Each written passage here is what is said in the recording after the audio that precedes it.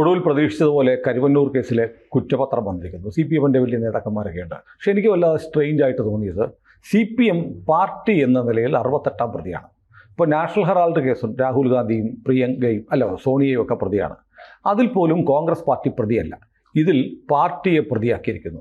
പാർട്ടിയെ പ്രതിയാക്കിയാൽ എന്ത് ചെയ്യാൻ പറ്റും? പാർട്ടിക്ക് എന്ത് പറ്റും? പാർട്ടിക്ക് എന്ത് പറ്റും എന്നുള്ളത് രണ്ടാമത്തെ കാര്യമാണ്. പാർട്ടിയെ റെപ്രസെൻ്റ് ചെയ്ത് ഹാജരാകുന്നത് ജില്ലാ secretary, area secretary, branch secretary ഇവരൊക്കെയാണ്. കാരണം പാർട്ടിയുടെ അക്കൗണ്ടിലാണ് ഈ കാശ് പോയിരിക്കുന്നത്, വന്നിരിക്കുന്നതല്ല. നാഷണൽ ഹെറാൾഡ് കേസിൽ അങ്ങനെയല്ല. അസോസിയേറ്റഡ് ജേർണൽ ലിമിറ്റഡ് എന്ന് പറഞ്ഞൊരു കമ്പനി, യങ് ഇന്ത്യ എന്ന് പറഞ്ഞൊരു കമ്പനി, അതിൻ്റെ ഉടമസ്ഥന്മാർ കോൺഗ്രസ്സുകാരാണ്. ബട്ട് ട്രാൻസാക്ഷൻ നടന്നിരിക്കുന്നത് AJL-ഉം യങ് ഇന്ത്യയും തമ്മിലാണ്. അപ്പോൾ യങ് ഇന്ത്യയുടെ ഡയറക്ടർ ബോർഡിലെ മെമ്പർമാർ എന്നുള്ള നിലയ്ക്ക് അവരെ പ്രതിയാക്കി, 6 പേരെ പ്രതിയാക്കി. യങ് ഇന്ത്യയിലെ ഡയറക്ടർ ബോർഡ് മെമ്പർമാരും അവർ തന്നെയാണ്. അപ്പോൾ അവരെ പ്രതിയായി. 2 ഭാഗത്തെയും വാദിയും പ്രതിയും ഒന്ന് തന്നെ, എന്ന് വെച്ചാൽ പ്രതികളാണ്, കൂട്ട് പ്രതികളാണ് ഇവർ. അതുകൊണ്ട് കോൺഗ്രസ് ആ രംഗത്ത് വരുന്നില്ല. കാരണം ഒരു കമ്പനിയുണ്ട് നടക്കുക. CPM-ന് സംഭവിച്ചതെന്ന് വെച്ചാൽ CPM വേറൊരു ഏജൻസി വെച്ചല്ല ഇത് നടത്തിയത്, നേരിട്ടാണ്. CPM നേരിട്ട് CPM-ൻ്റെ അക്കൗണ്ടിലേക്ക് കാശ് വരുന്നു. എന്നിട്ട് ആ കാശാണ് ഇവർ എടുക്കുന്നത്. പലരും പേഴ്സണലി എടുത്ത് കാണില്ല. ഇപ്പോൾ K. രാധാകൃഷ്ണൻ പേഴ്സണലി അയാൾ കാശുണ്ടാക്കി കാണില്ല. ബട്ട് പാർട്ടി കാശുണ്ടാക്കി പാർട്ടിയുടെ അക്കൗണ്ടിൽ വന്നു. അത് കൈകാര്യം ചെയ്തു തരാം രാധാകൃഷ്ണനാണ്, ജില്ലാ സെക്രട്ടറി എന്നായിരുന്നു. AC മൊയ്തീൻ ജില്ലാ സെക്രട്ടറി ആയിരുന്നു. വർഗീസ് ജില്ലാ സെക്രട്ടറി ആയിരുന്നു. ഇവരാണ് കൈകാര്യം ചെയ്തത്. അപ്പോൾ കൈകാര്യം ചെയ്ത വ്യക്തിയെയും അക്കൗണ്ട് ഹോൾഡർ പാർട്ടിയാണ്. അങ്ങനെ ആണിത് വന്നത്. എന്നാൽ ഈ പാർട്ടിയെ അല്ലെങ്കിൽ ഒരു സ്ഥാപനത്തെ പ്രതിയാക്കിക്കൂടാ. PMLA കേസ് ആഫ്റ്റർ ഓൾ ഒരു ക്രിമിനൽ കേസാണ്. അപ്പോൾ പിന്നെ നിങ്ങൾക്ക് എങ്ങനെ ഒരു സ്ഥാപനത്തെ പ്രതിയാക്കാൻ പറ്റും എന്ന് ചോദിച്ച് ആ ഇൻവെസ്റ്റിഗേഷൻ സ്റ്റേ ചെയ്തത് സുപ്രീം കോടതിയാണ്.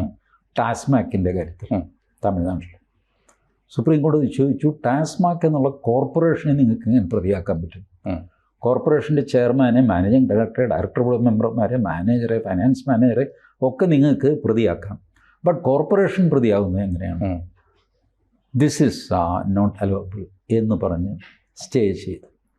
ബട്ട് ഒരു വർഷം മുമ്പ് ആം ആദ്മി പാർട്ടിയെ നിങ്ങൾ പ്രതിയാക്കാത്തത് എന്താ എന്ന് ചോദിച്ച് വഴക്ക് പറഞ്ഞിട്ട് ശരി ഞങ്ങൾ ആം ആദ്മി പാർട്ടിയെ കൂടെ പ്രതിയാക്കിക്കോളാം എന്ന് പറഞ്ഞ് ED ആം ആദ്മി പാർട്ടിയെ പ്രതിയാക്കി. ആം ആദ്മി പാർട്ടിയെ പ്രതിയാക്കിയാൽ സംഭവിക്കുന്നത് എന്താ? ആം ആദ്മി പാർട്ടിയുടെ പ്രസിഡന്റ് അറസ്റ്റിലാകും. എന്താ സംഭവിക്കുന്നത്? കേജ്രിവാൾ അറസ്റ്റിലായി കഴിഞ്ഞപ്പോൾ ഡൽഹി മുഖ്യമന്ത്രി അറസ്റ്റിലായി. ആം ആദ്മി പാർട്ടിയുടെ പ്രസിഡൻറ്റോ ചീഫ് എക്സിക്യൂട്ടീവ് ആരാന്ന് വെച്ചാൽ അങ്ങേരെ അറസ്റ്റിലായി. അപ്പം ഇങ്ങനെ സുപ്രീം കോടതി തന്നെ 2 വിധികൾ, ഇടക്കാല വിധികൾ കൊടുത്തിട്ടുണ്ട്. ഒരു വിധി ED നടപ്പിലാക്കി.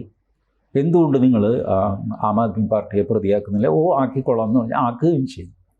മറ്റതിൽ എന്തിന് ടാസ്മാക്കിനെ പ്രതിയാക്കിയെന്ന് ചോദിച്ച് സ്റ്റേ ചെയ്ത് വെച്ചിരിക്കുകയാണ്.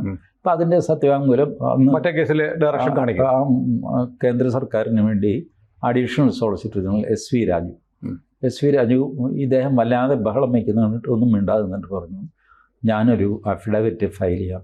എന്നാൽ അഫിഡവിറ്റ് ഫയൽ ചെയ്യും, till the time stop the investigation. ഇങ്ങനെ നിൽക്കുകയാണ്. അപ്പോൾ ഇതിലെന്താ ചെയ്യേണ്ടത്? ഒരു പൊളിറ്റിക്കൽ പാർട്ടിയെ പ്രതിയാക്കണം എന്ന് കോടതി തന്നെ ആവശ്യപ്പെട്ടു. ഒരു കോർപ്പറേഷനെ പ്രതിയാക്കരുത് എന്നും ആവശ്യപ്പെട്ടു. അപ്പോൾ കേരളത്തിൽ ഇവിടെ ഇപ്പോൾ മാർക്സിസ്റ്റ് പാർട്ടിയെ അവർ പ്രതിയാക്കിയിരിക്കുകയാണ് ED. Now it is up to the Marxist party how to fight it. ഞാനാണ് മാർക്സിസ്റ്റ് പാർട്ടിയുടെ ലീഗൽ അഡ്വൈസർ എങ്കിൽ ഈ കുറ്റപത്രം ചലഞ്ച് ചെയ്യും, based on the contradicting judgements of Supreme Court. അതിൻ്റെ തീരുമാനം വന്നിട്ടേ എന്നെ പ്രതിയാക്കാവുള്ളൂ എന്ന് പറഞ്ഞിട്ട് ഞാൻ വാദിക്കും. ഒരു ലീഗൽ ഒപ്പീനിയൻ പറഞ്ഞു കൊടുക്കുകയാണ് ഫ്രീ ആയിട്ട്. എന്നിട്ട് ഇത് കുറ്റപത്രം സ്റ്റേ ചെയ്യിക്കും. ഇതൊന്നുമില്ലാതെ കുറ്റപത്രം സ്റ്റേ ചെയ്തിട്ടുണ്ട്. CMR-ലെ കുറ്റപത്രം SFI-യോട്. അതാകെ CMR-ൽ പറഞ്ഞു, ഇത് ഭരണഘടനാ വിരുദ്ധമാണ്, ഈ നടപടിക്രമങ്ങൾ ശരിയല്ല, എനിക്ക് നോട്ടീസ് അയച്ച് എന്നെ കേൾക്കാതെയാണ് ഈ കുറ്റപത്രം അക്സെപ്റ്റ് ചെയ്തിരിക്കുന്നത്. അതിൽ ഓബ്വിയസാണ് ഒരു കുറ്റപത്രം അക്സെപ്റ്റ് ചെയ്താലേ ഇയാൾക്ക് നോട്ടീസ് അയക്കാൻ പറ്റുള്ളൂ. നോട്ടീസ് അയച്ചാലേ ഇയാൾക്ക് പറയാനുള്ളത് കേൾക്കാൻ പറ്റുള്ളൂ. ഇല്ലേ? ഇയാൾ പറയുന്നത് കുറ്റപത്രം അക്സെപ്റ്റ് ചെയ്യുന്നതിന് മുമ്പ് എന്നെ കേൾക്കണം എന്നാണ്. അത് കേൾക്കാൻ പറ്റുന്നത് എങ്ങനെ? അങ്ങനെ വ്യവസ്ഥയില്ല. ഒരു സാധനം മുന്നിലില്ലാതെ നിങ്ങൾ ഒരാളെ കേൾക്കുന്നത് എങ്ങനെ? കേൾക്കാം. 164 സ്റ്റേറ്റ്മെൻ്റ് എന്ന് പറയും. 164. ഒരു കാരണവും കൂടാതെ ഒരു മജിസ്ട്രേറ്റിൻ്റെ മുറിയിൽ പോയിട്ട് നിങ്ങൾക്കൊരു സംഭവം പറഞ്ഞ് ഇതിൽ എനിക്ക് ഇന്ന കാര്യങ്ങൾ പറയാനുണ്ടെന്ന് പറഞ്ഞിട്ട് റെക്കോർഡ് ചെയ്യുക. അതാണ് 164 statement, which CMRL is free to give. അതിനിവിടെ വരണമെന്നൊന്നുമില്ല. അവർക്ക് തോന്നിയ മജിസ്ട്രേറ്റ് കോടതിയിൽ പോയി കൊടുക്കാൻ മതി. അവിടെ നിന്ന് പിന്നെ അത് ജൂറിസ്ഡിക്ഷണൽ മജിസ്ട്രേറ്റിന് അയക്കും. ഇത് മാത്രമേ ഉള്ളൂ സ്വമേധയാ നിങ്ങൾക്കൊരു സ്റ്റേറ്റ്മെൻറ്റ് നടത്താൻ സ്വാതന്ത്ര്യം. ബാക്കി മജിസ്ട്രേറ്റുമാർ അവരുടെ മുമ്പിൽ വരുന്ന കടലാസുകൾ വെച്ചിട്ട് നിങ്ങൾക്ക് സമൻസ് അയക്കുകയാണ്. അറസ്റ്റോ വാറൻറ്റോ ഒന്നുമല്ല, സമൻസാണത്. കോടതിയിൽ ഹാജരാവണം. ഹാജരായി കഴിയുമ്പോൾ ഈ ചോദ്യം ചോദിക്കും. എന്നിട്ട് നിങ്ങൾ പ്രശ്നക്കാരനാണെന്ന് കണ്ടു കഴിഞ്ഞാൽ വാറൻ്റ് അയച്ച് നിങ്ങളെ അറസ്റ്റ് ചെയ്യും. ഇനിയിപ്പോൾ CPM പ്രതിയാക്കിയത് കോടതി ശരിവെച്ചാൽ അത് CPM എങ്ങനെ? അല്ല, ഇത് പറഞ്ഞ് എന്നിട്ട് ഹൈക്കോടതി ചെയ്തത് എന്താ? ഹൈക്കോടതി അത് സ്റ്റേ ചെയ്തു. വെക്കേഷൻ കഴിയട്ടെ എന്ന് പറഞ്ഞു. വെക്കേഷൻ കഴിഞ്ഞിട്ട് പിന്നെ വന്നില്ല, ഞാനത് ട്രേസ് ചെയ്തില്ല. അപ്പോൾ ഹൈക്കോടതി സ്റ്റേ ചെയ്തു. അതുപോലെ കരുവന്നൂർ കേസിലെ കുറ്റപത്രവും ഹൈക്കോടതിയിൽ കൊണ്ടുപോയി സ്റ്റേ ചെയ്യാം ഈ ഒറ്റ കാരണം വെച്ചിട്ട്. അല്ല, ഇനി സ്റ്റേ ചെയ്തില്ല, അലോ ചെയ്തിരിക്കട്ടെ. അത് പൊളിറ്റിക്കൽ പാർട്ടി എന്ന നിലയിൽ CPM എന്തൊക്കെ കോൺസിക്വൻസ് ഉണ്ടാവും? കോൺസിക്വൻസസ് വ്യക്തികൾക്കേ ഉണ്ടാവും. അതല്ലാതെ പാർട്ടിയുടെ അംഗീകാരം പോവുക അത്തരം കാര്യങ്ങളൊന്നുമില്ല. ഇല്ല. പാർട്ടിയുടെ അംഗീകാരം പോകുന്ന പ്രശ്നമൊന്നുമില്ല. കാരണം പാർട്ടി ഇപ്പോൾ ഇത്ര വലിയ പണക്കാരാണ് പാർട്ടി എന്ന് ജനം അറിയുന്നത് ഈ കേസ് വന്നപ്പോഴാണ്. കാരണം പാർട്ടിക്ക് ബ്രാഞ്ച് കമ്മിറ്റിക്ക് സെപ്പറേറ്റ് അക്കൗണ്ടുണ്ട്, ഏരിയ കമ്മിറ്റിക്കുണ്ട്, ലോക്കൽ കമ്മിറ്റി, പിന്നെ ഏരിയ കമ്മിറ്റി, പിന്നെ ഇതിനകത്ത് സൊവനീർ കമ്മിറ്റി എന്നൊക്കെ പറഞ്ഞ് വേറെ ഒരുപാടുണ്ട്. പിന്നെ പാർട്ടി ആഫീസ് പണിയാനൊരു കമ്മിറ്റി, നിർമ്മാണ കമ്മിറ്റി, ഇവർക്കെല്ലാം അക്കൗണ്ടുണ്ട്. ഉണ്ട് എന്ന് പാർട്ടിക്ക് സമ്മതിക്കേണ്ടി വന്നു. സമ്മതിച്ചപ്പോൾ പാർട്ടി അവിടെ ഒരു കളി കളിച്ചു. ഇതാർക്കാ അറിഞ്ഞുകൂടാത്തത് എന്നുള്ള മട്ടിൽ. ഇതെന്താ ഇപ്പം പുതിയ കാര്യം? ഇതൊക്കെ പണ്ട് മുതലേ ഉണ്ട്, നമ്മളാരും അറിയുന്നില്ല. പണ്ട് മുതലേ ഈ രീതിയിലൊക്കെയാണ് അവരുടെ ഫണ്ട് കൈകാര്യം ചെയ്യുന്നത്. സാധാരണ ഒരു പാർട്ടിയുടെ ഫണ്ട് എന്ന് പറഞ്ഞാൽ സംസ്ഥാന ഫണ്ടാണ്. അതാണ് ജില്ലകളിലേക്ക് അങ്ങോട്ടും ഇങ്ങോട്ടും ഒക്കെ കൊടുക്കുന്നത്. ഫണ്ട് ബേസിക്കലി കൈകാര്യം ചെയ്യുന്നത് സംസ്ഥാനമായിരിക്കും. ജില്ലകൾ എനിക്ക് 2 ലക്ഷം രൂപ വേണം ഇന്ന കാര്യത്തിനാണെന്ന് പറഞ്ഞു. 2 ലക്ഷം എന്തിനാ? 1.5 ലക്ഷം മതി എന്നൊക്കെ പറഞ്ഞിട്ട്, അല്ലെങ്കിൽ 2 ലക്ഷം കൊടുക്കുക 50,000 രൂപ ഇടയ്ക്ക് വീഴുന്നു. ഇങ്ങനെയൊക്കെയാണ് പൊളിറ്റിക്കൽ പാർട്ടികൾ പോയിക്കൊണ്ടിരിക്കുന്നത്. ഇവർക്ക് അങ്ങനെയല്ല. ബ്രാഞ്ച് മുതൽ ആവശ്യം പോലെ അക്കൗണ്ട് കൊണ്ട് വരുമാനമുണ്ട്, ഓപ്പറേറ്റ് ചെയ്യുക. അങ്ങനെ എത്ര കോപ്പറേറ്റീവ് ബാങ്കുകൾ, 1ഉം 2ഉം അല്ല. കരുവന്നൂർ എന്ന് പറയുന്ന ഒരു അടയാളം മാത്രമാണ്. ഈ കോപ്പറേറ്റീവ് ബാങ്കുകളാണോ CPM ബാക്ക് ബോൺ നട്ടല്? അവരുടെ ഫൈനാൻഷ്യൽ നട്ടിൽ കോപ്പറേറ്റീവ് ബാങ്കുകളാണ്.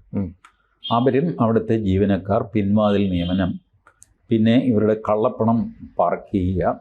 കള്ളപ്പണത്തിൻ്റെ ഭൂരിഭാഗവും ഒരു 50% അവർ പാർക്ക് ചെയ്തത് ഇതിലാണ്, കോപ്പറേറ്റീവ് ബാങ്കിലാണ്. 50% ക്യാഷായിട്ട് നേതാക്കന്മാരുടെ വീട്ടിലോ പ്രൈവറ്റ് സ്ഥലത്തോ ഒക്കെ അങ്ങനെ വെച്ചിരുന്നു. അങ്ങനെയാണ് നോട്ട് നിരോധനം വന്നു കഴിഞ്ഞപ്പോൾ ഇവർ റിസർവ് ബാങ്കിനെതിരെ വലിയ സമ്മേളനം നടത്തി, റിസർവ് ബാങ്കിൻ്റെ മുമ്പിൽ. എന്തിനാണെന്നറിയാം? പാവങ്ങൾക്ക് ATM കാശില്ല എന്ന് പറഞ്ഞിട്ടൊന്നുമല്ല. സഹകരണ ബാങ്കുകൾക്ക് നോട്ട് മാറാൻ അവകാശം കൊടുക്കണം. കാരണം സഹകരണ ബാങ്കിൽ ഇത് ക്യാഷായിട്ട് ഡെപ്പോസിറ്റ് ചെയ്തിട്ടിരിക്കുകയാണ്. 1 ലക്ഷം കോടിയാണ് സഹകരണ ബാങ്കുകളുടെ ഡെപ്പോസിറ്റ്, 1 lakh crores. അപ്പോൾ ഈ 1 lakh crores ഒരു 50,000 crores എങ്കിലും ക്യാഷായിട്ടാണ് ഇരിക്കുന്നതെന്ന് വെച്ചു. ഈ കാശ് എന്ത് ചെയ്യും? ഇത് മാറാൻ പറ്റില്ല. അത് മുഴുവൻ നോട്ട് വെറുതെ. എന്നാൽ ഇതിന് അക്കൗണ്ട് ഉണ്ടോ? അതുമില്ല. അക്കൗണ്ട് ഉണ്ടെങ്കിൽ നിങ്ങൾക്ക് ഷെഡ്യൂൾഡ് ബാങ്കിൽ കൊണ്ടുപോയി ഡെപ്പോസിറ്റ് ചെയ്തിട്ട് ഇതിന് തുല്യമായ പുതിയ നോട്ട് തരണമെന്ന് പറയാം. ഇത് അതും പറയാൻ നിർവാഹമില്ല, കാരണം കണക്കില്ലാത്ത പണമാണ്. അങ്ങനെ ഒരുപാട് കാശ് പോയില്ലേ? ഒരുപാട് കാശ് പോയി. എസ്റ്റിമേറ്റഡ് 800 crores ആണ് CPM നഷ്ടം നോട്ട് നിരോധനത്തിൽ. അതുകൊണ്ടാണ് അവർ വളരെ വയലൻ്റ് ആയത് നോട്ട് നിരോധനത്തിൻ്റെ കാര്യത്തിൽ.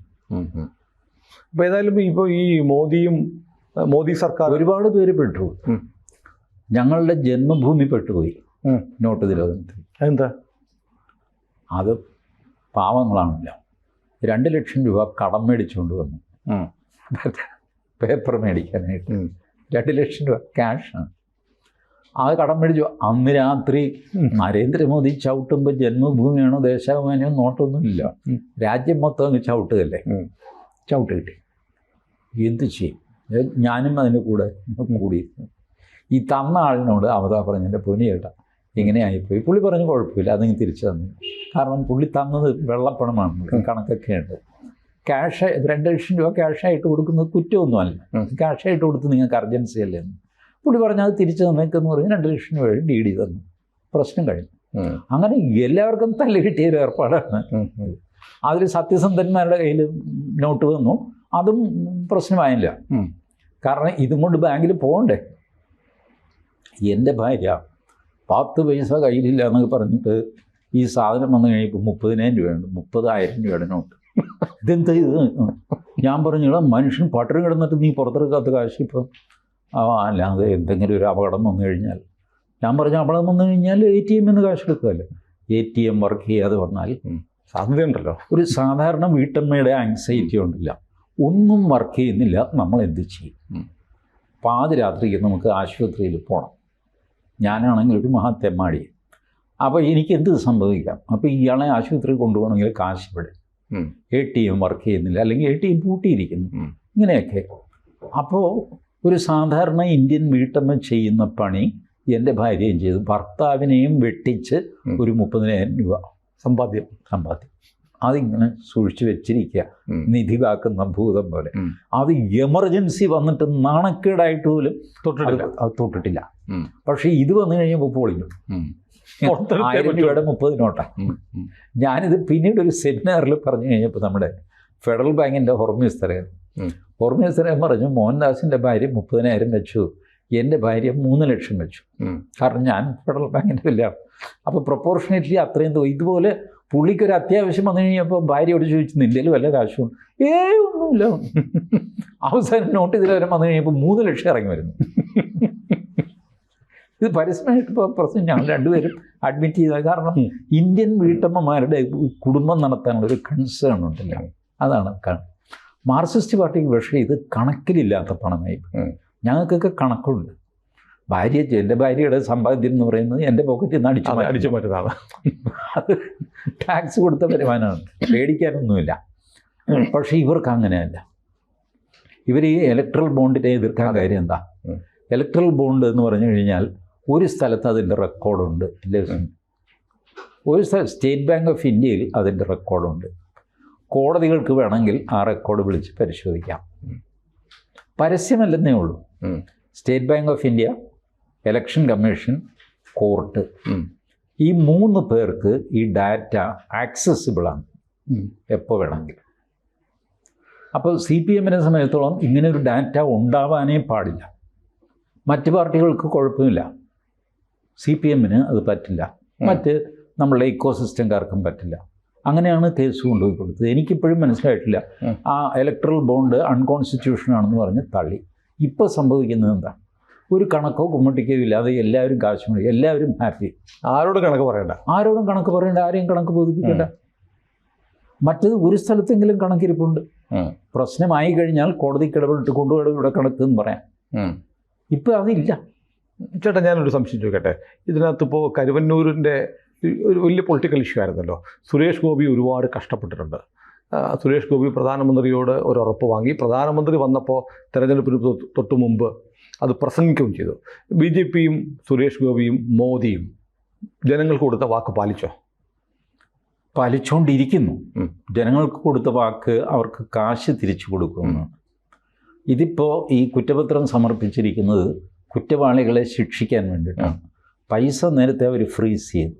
128 കോടിയോളം രൂപ ഫ്രീസ്. അത് ഇനി PMLA കോർട്ടിലെ പ്രൊസീജിയർ കഴിഞ്ഞിട്ട് ഓരോരുത്തർക്കായിട്ട് തിരിച്ചു കൊടുക്കണം. അത് അവർ അന്നത്തെ പത്രസമ്മേളനത്തിൽ പറഞ്ഞിരുന്നു. ഇല്ലേ, മറ്റേ തട്ടിപ്പുകാരൻ്റെ DD കൊടുത്തപ്പോഴത്തേക്ക് ഇത് കൊടുക്കുന്നു.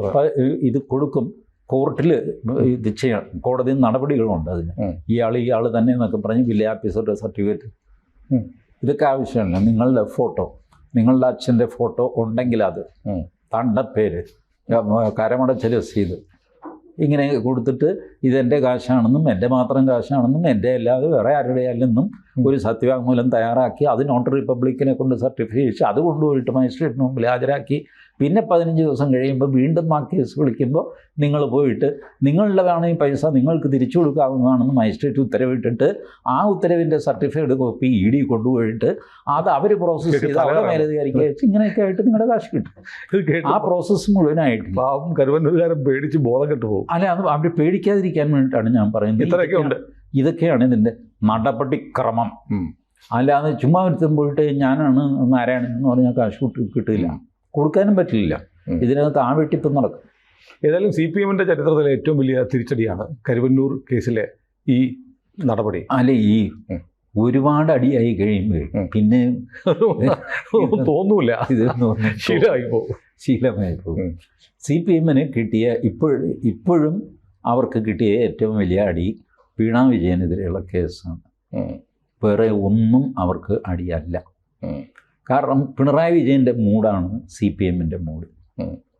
പിണറായി വിജയന് കരുവന്നൂർ ഒരു നിസ്സാര സംഭവമാണ്. കാരണം കരുവന്നൂരിനേക്കാൾ എത്രയോ വലിയ കൊള്ളം മറ്റ് സഹകരണ ബാങ്കിൽ നടന്നിട്ടുണ്ട്. അതൊന്നും ആരും അറിഞ്ഞിട്ടില്ല, പുറത്തു വന്നിട്ടില്ല. കരുവന്നൂർ ഇപ്പോഴും അവർ മാനേജ് ചെയ്യുന്ന എങ്ങനെയാണ്? വേറൊരു സഹകരണ ബാങ്കിൽ നിന്ന് 40 കോടി എടുത്തു, കരുവന്നൂരിട്ട് കുറച്ച് പേർക്ക് കൊടുത്ത് ചെയ്തു. അപ്പോഴത്തേക്ക് ആ ബാങ്കിൽ അപ്പം മൂന്നാമതൊരു ബാങ്കിൽ നിന്ന് ആ ബാങ്കിലേക്ക് ട്രാൻസ്ഫർ ചെയ്തു. ഇങ്ങനെ ഇട്ട് കളിക്കുകയാണ്. ഇവിടെ കേരള ബാങ്ക് എന്ന് പറഞ്ഞ് ബോർഡ് വയ്ക്കുന്നു. റിസർവ് ബാങ്ക് പറയുന്നു ബാങ്ക് എന്ന് പറഞ്ഞ് വെക്കല്ലേ സമ്മതിക്കില്ല. സകല സഹകരണ സംഘവും ബാങ്ക് എന്ന് പറഞ്ഞ് പേര് വയ്ക്കുന്നു. ഇതാണ് കേരളത്തിൽ നടക്കുന്നത്. ഇത് LDF-നും UDF-നും സഹകരണ ബാങ്കുകളുണ്ട്. ഏതായാലും കുറ്റപത്രം വന്നു. അത് കൂടാതെയാണ് ഇപ്പോൾ ഇൻട്രസ്റ്റേറ്റ് സഹകരണ ബാങ്ക് എന്ന് പറഞ്ഞാൽ അടുത്ത തട്ടിപ്പ് തുടങ്ങിയിരിക്കുന്നത്. കേന്ദ്ര സഹകരണ ബാങ്കുകൾ. അപ്പോൾ ആ കേന്ദ്രത്തിൻ്റെ ആണെന്ന് കൊടുകാശ് എല്ലാവരും കൊണ്ട് അവിടെ ഡെപ്പോസിറ്റ് ചെയ്ത് അവനെ കാണാനില്ല. ഏതായാലും കുറ്റപത്രം വന്നു. ബാക്കി എന്താവും നോക്കാം നമുക്ക്. ബാക്കി ഞാൻ വിചാരിക്കുന്നത് ഈ കുറ്റപത്രം സ്റ്റേ ചെയ്യപ്പെടും ഹൈക്കോടതി. ഹൈക്കോടതി കാത്തിരിക്കുകയാണ് ഇത് സ്റ്റേ ചെയ്യാൻ. ഏതായാലും നമുക്ക് നോക്കാം. കൂടുതൽ വാർത്തകളും വിശേഷങ്ങളും നിങ്ങളിലേക്ക് എത്താൻ ABC മലയാളം സബ്സ്ക്രൈബ് ചെയ്യുക, ബെൽ ബട്ടണും അമർത്തുക.